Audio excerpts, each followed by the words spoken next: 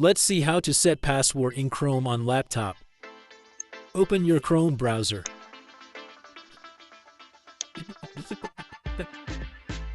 Then go to the settings.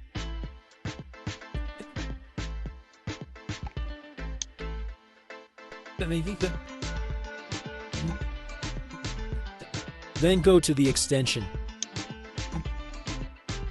Then go to the Chrome Web Store.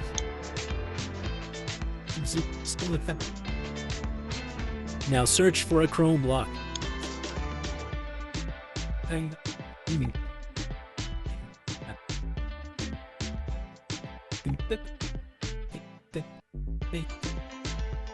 You can use any Chrome lock, but this one is very simple and easy to use.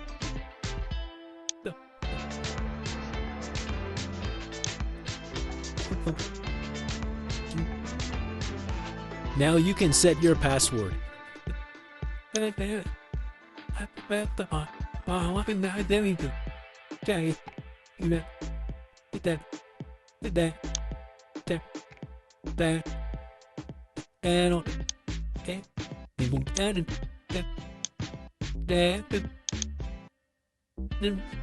Now enter your password and use your Chrome browser.